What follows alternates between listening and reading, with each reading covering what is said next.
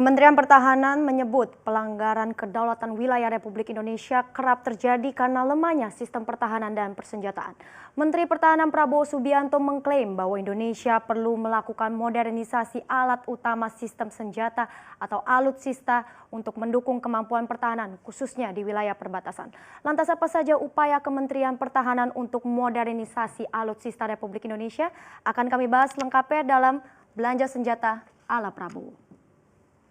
Ya, apa saja daftar barang persenjataan yang diimpor oleh Kementerian Pertahanan ini dibagi dalam dua, yakni alat utama diantaranya kendaraan khusus atau tempur dan juga senjata dan amunisi. Untuk kendaraan tempur sendiri, Indonesia baru saja membeli kapal sepanjang 150 meter atau yang disebut dengan Ocean Going asal Denmark pasca konflik di Natuna dengan China.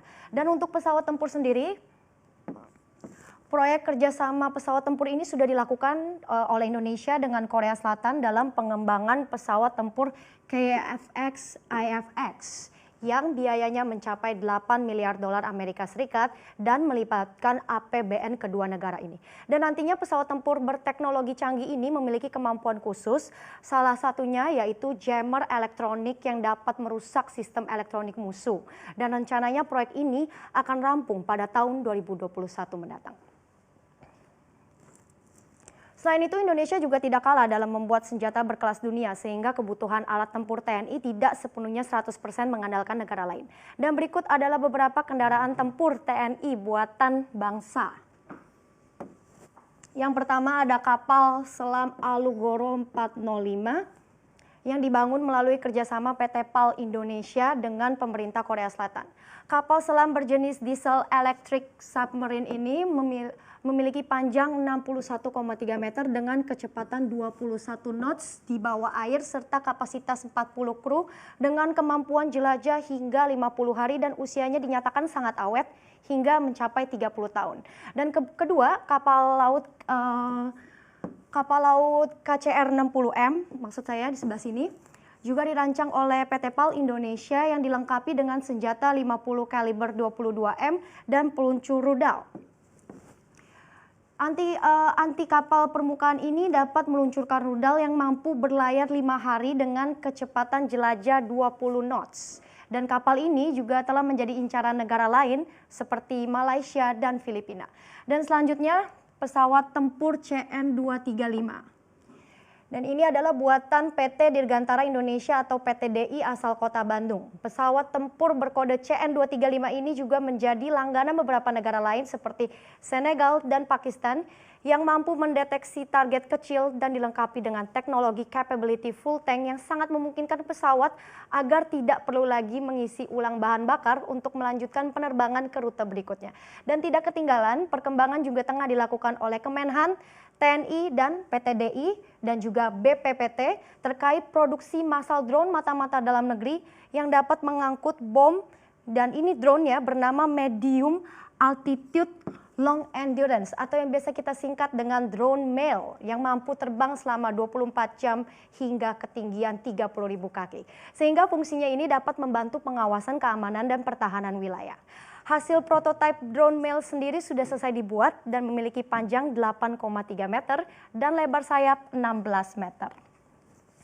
Dengan adanya penggunaan produk senjata dalam negeri oleh TNI tentunya mengindikasi ada potensi cerah nih di pasar ekspor persenjataan Indonesia.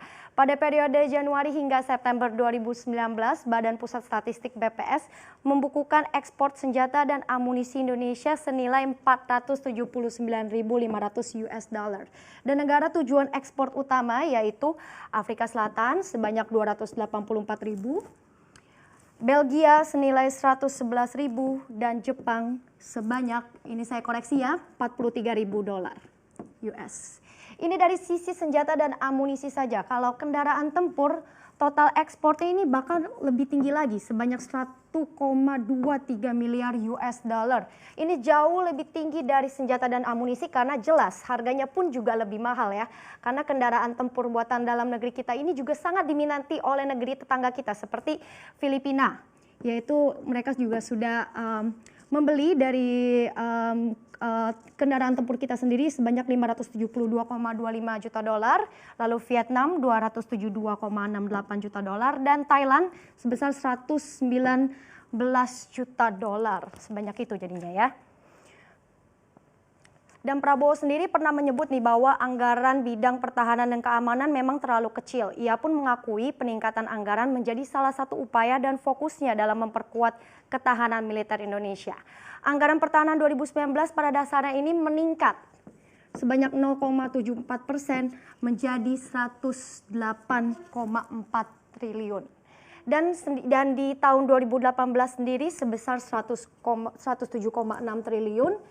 Dan di tahun 2019 ya seperti yang saya tadi sebutkan sebanyak 108,4 triliun. Tapi kalau kita bandingkan ya di tahun 2018 sendiri ini tuh cukup turun sebesar 10% dibandingkan dengan tahun 2017 yaitu sekitar 120 triliun rupiah. Sementara pada saat ini di tahun 2020 rancangan APBN saja untuk alokasi anggaran Kementerian Pertahanan ini meningkat paling signifikan yaitu sebesar 131,2 triliun rupiah. Ini meningkat signifikan sekali karena setelah dipimpin oleh Prabowo, Kementerian Pertahanan pun menjadi kementerian dengan anggaran terbesar dibandingkan dengan kementerian lainnya. Usai tahun lalu berada di posisi kedua setelah Kementerian PUPR. Anggaran jumbo tersebut memang masih dilatar belakangi oleh Indonesia yang kerap mengimpor persenjataan baik senjata genggam maupun kendaraan tempur karena BPS sendiri mencatat pada periode Januari hingga Oktober 2019 impor senjata dan amunisi Indonesia mencapai totalnya ini 318,75 juta dolar Amerika Serikat.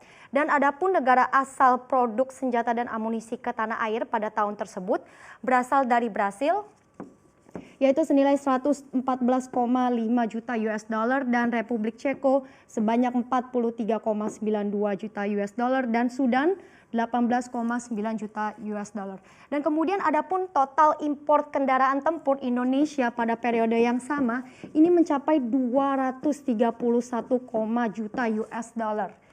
Jadi demikian kalau bisa kita simpulkan nih ya, Menteri Keuangan Sri Mulyani sendiri juga telah membuka jalan lebar melenggangkan impor senjata ke tanah air guna mendukung peningkatan pertahanan Indonesia.